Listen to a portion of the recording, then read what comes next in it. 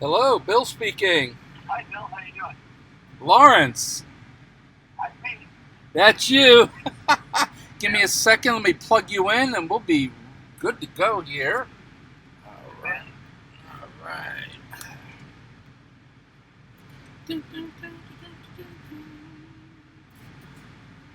All right. Can you hear me? Yeah, perfectly. Great.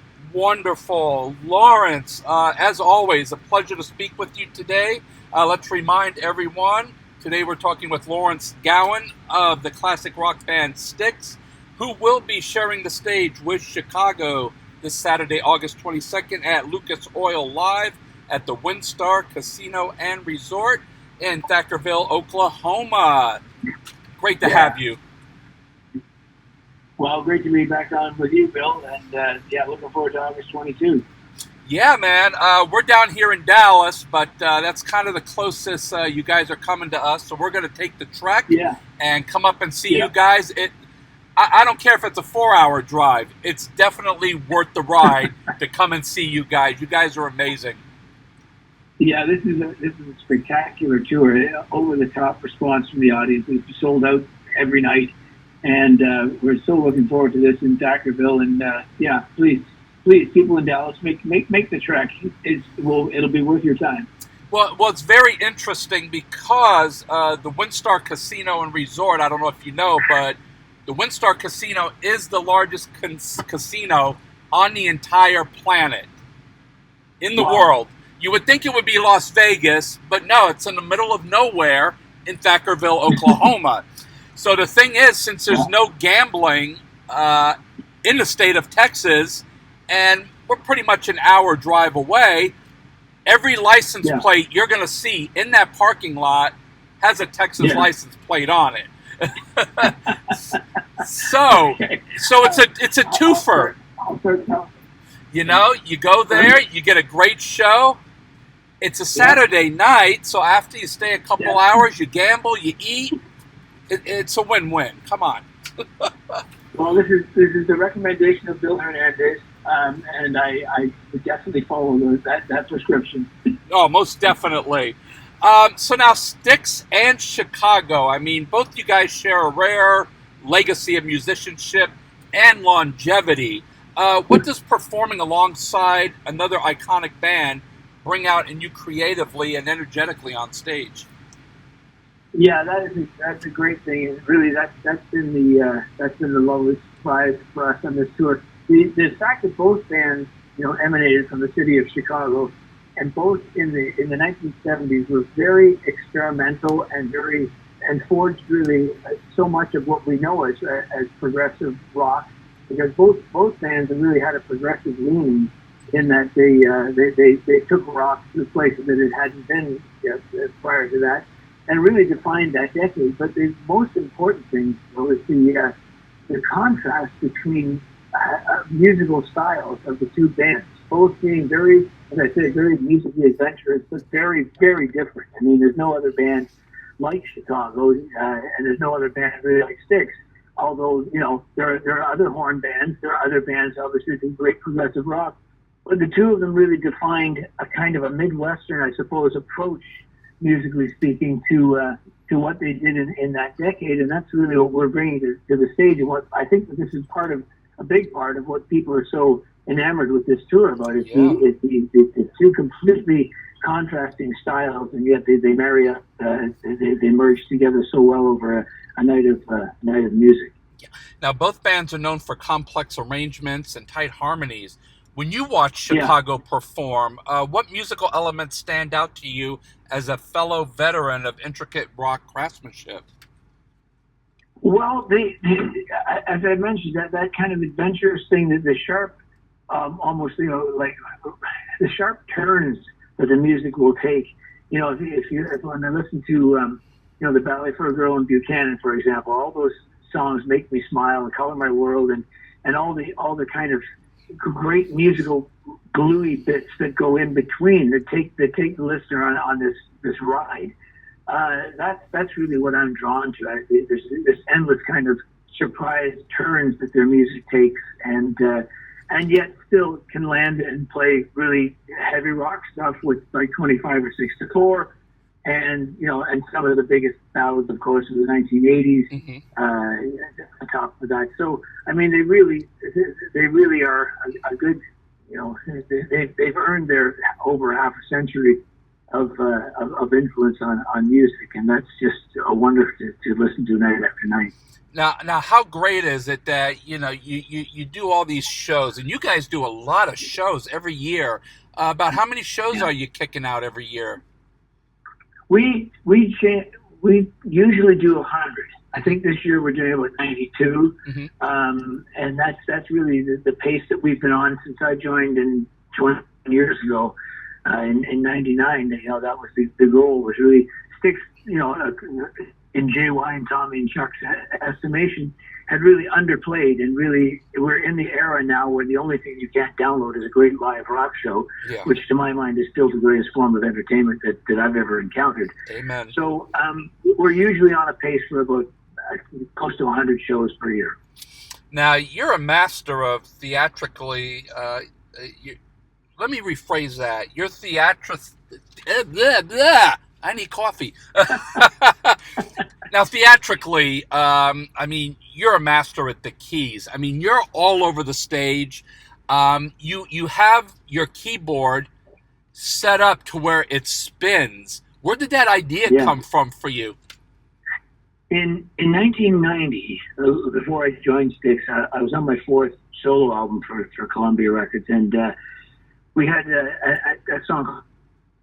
And Alex Lifeson from Rush was the guitarist on that record, and so he agreed to do the video with me. And so when I was writing out the storyboard, it was kind of loosely based on Animal Farm, if you want to call that, very kind of late 80s video idea. It was, 1990.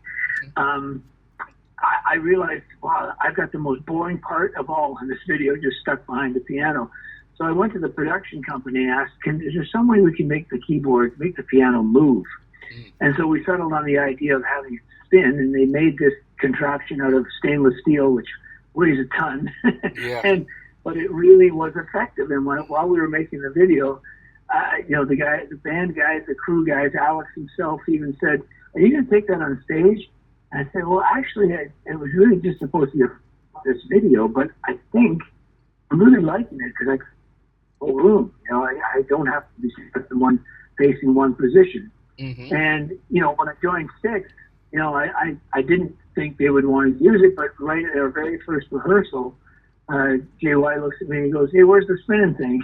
I said, "Oh, I do have it with me. It's in one of the cases." He goes, "Well, get it set up. We want to make that part of the show."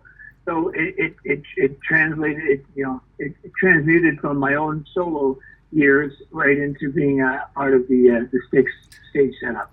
Yeah, this way you're not so stoic. You see most keyboardists in a band, they're just sitting or standing behind it, and not much is happening. Yeah. But man, you're all over the place in your show. Let me tell you, and it's great. And that.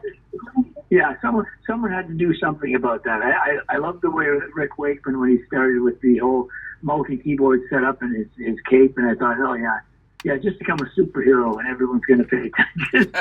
But then the idea, because I have to jump off the thing several times in the show and kind of front the band for various songs, it's just so better when I can engage the full 360 degrees of the stage and audience combined, and kind of connect with people. Because that's the biggest part for me, Bill, is being able to look people in the eye who are playing the shows, even if they're at a great distance from the stage, and being able to kind of address the interest that happens with the Styx audience is really, it's such a part of the show.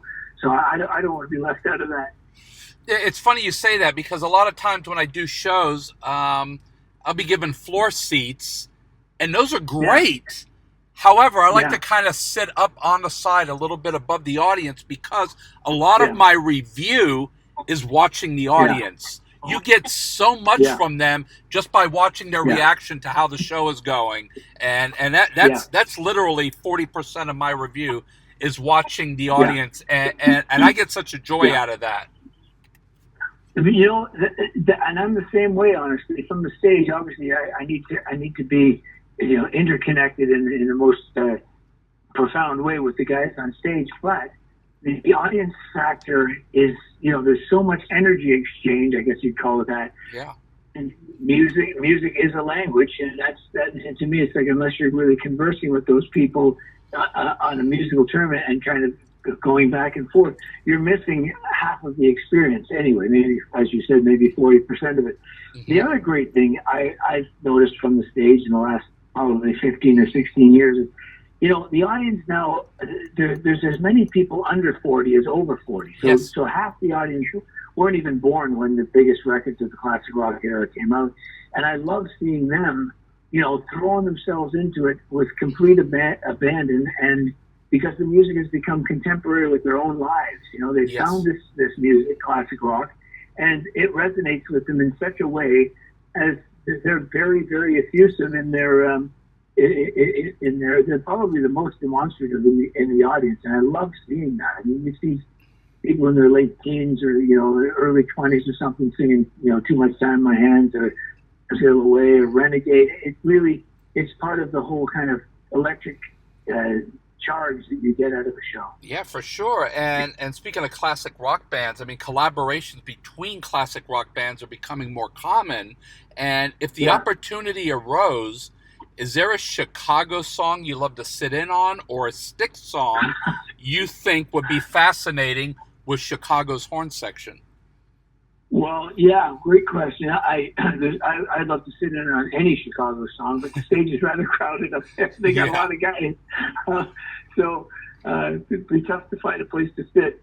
Adding horns to a Styx show, I think this could be fantastic, especially with that horn section. Are you kidding? Yeah. I don't think there's a single song that they couldn't come and expand upon. However, both these bands, the shows are so well honed and focused that really kind of interrupting the flow, I think, would be. I don't think it's in the best interest of the audience, particularly. So they're very, very well crafted and carved out shows. So I don't think we'll be doing much of that, other than you might see us side stage cheering them on, and vice versa. That happens on a nightly basis. Now, touring with another major act often creates unexpected backstage moments. So, has anything happened during this run with Chicago that reminded you why you still love life on the road? Well, just the interaction with the guys in that band. I mean, you know, Lee Loughnane, from the original band Chicago, I played in Toronto. Back in '72, I think it was, one of the very first concerts I'd ever gone to.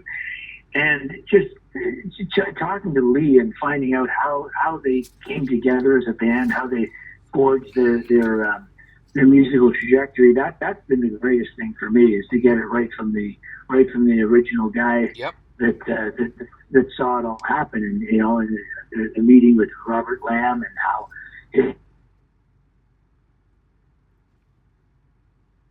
through and basically putting together the sound of that. I love the origins of bands.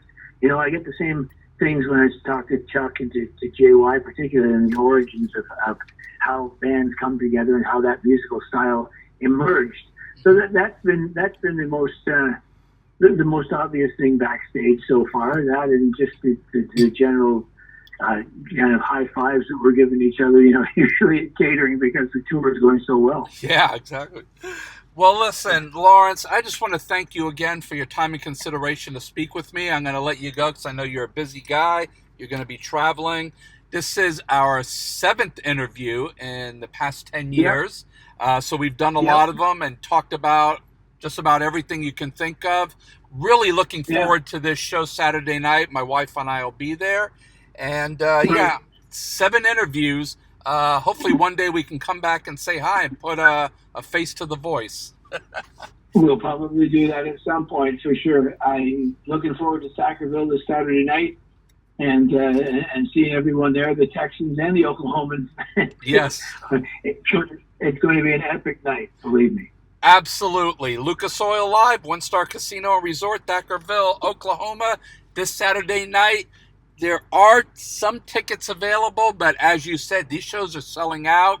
And to me, this is going to be a once in a lifetime show for this area. So go on out there, get your tickets, have a great time. Lawrence, we'll see you on the flip side, my friend. We'll see you Saturday.